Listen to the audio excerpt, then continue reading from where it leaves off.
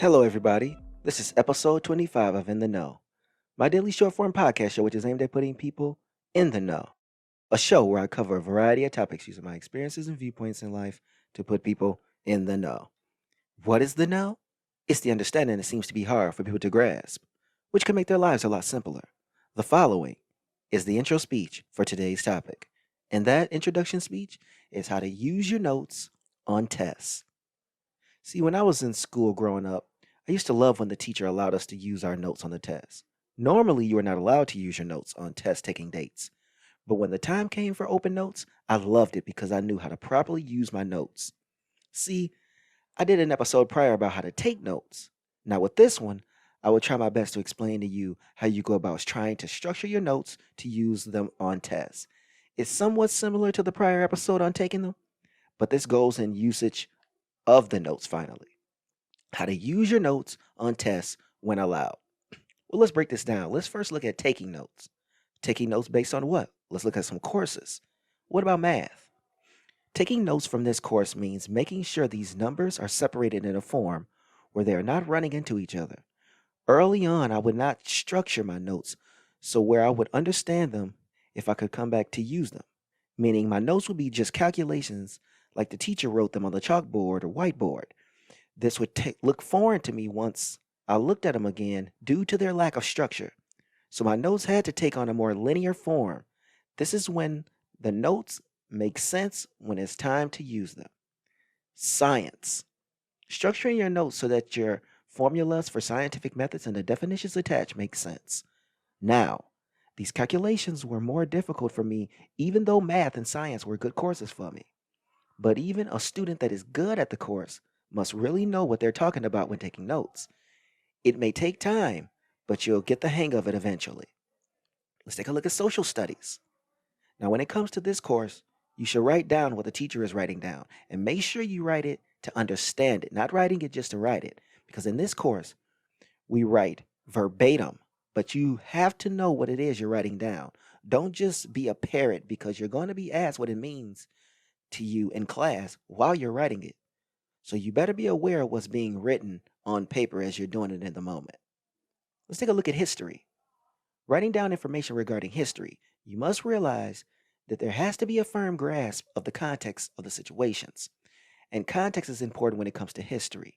You can't just guess these types of answers. You have to be spot on about situations because they are documented events. You can rewrite things in your own words, and you're supposed to do so. Yet you want to make sure that the dates and events are still what they should be. Let's take a look at English.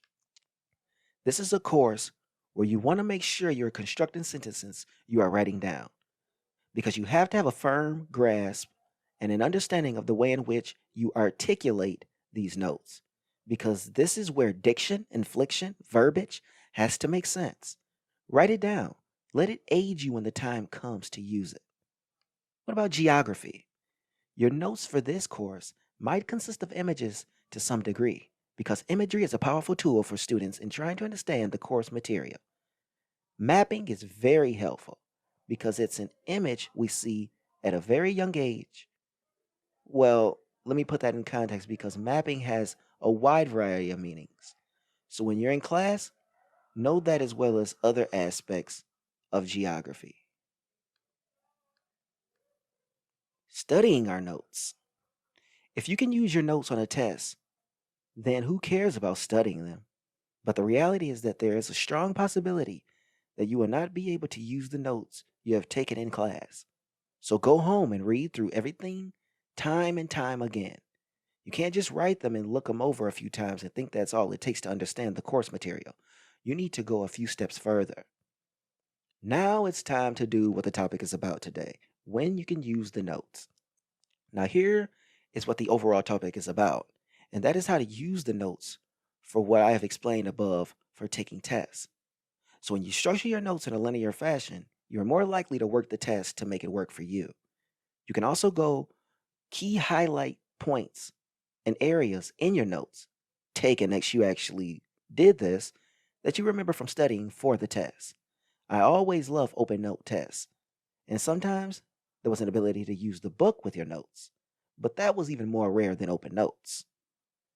Now, I showed you when you can use them. Let's analyze right quick the student's usage.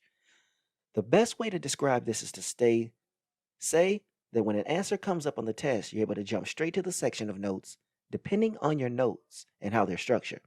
Otherwise, you'll be jumping all over the place because of the lack of structure, and you'll find yourself wasting more time looking for answers. And this is what comes to the teacher's expectations. As for the educators, they want you to be more structured as well because, as I said above, wasting time can force you to spend a lot of time looking for answers. The educator wants you to study in addition to taking notes and using them. But here's something about this topic that I didn't tell you in the beginning, and that is that teachers generally don't tell you about open notes until the day of the test. This is why it's good to study your notes, just in case, because the educator is very unpredictable. Let's look at the end statement.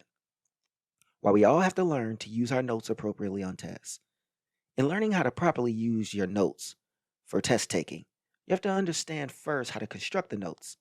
This is something that I have talked about in the past. When putting notes together, the right way, you can jump straight to the areas of interest for the test. Now, this is granted you study your own material, because you will still get a good enough usage without the notes, but may take longer to complete your test. But remember what I stated in the teacher's expectations section.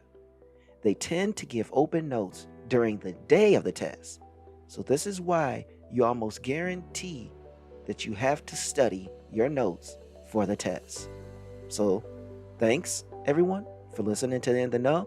I can't wait to bring the next episode where we talk about what you really are paying for when you go to college.